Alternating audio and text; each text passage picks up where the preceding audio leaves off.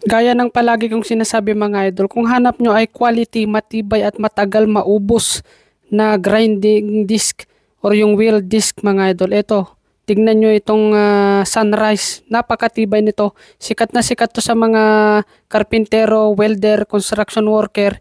Itong cutting disc na ito mga idol, matagal talaga mapudpud or maubos ito. Kaya in-order natin ito palagi. Napakarami na nating nabenta nito at marami nang bumili mga idol.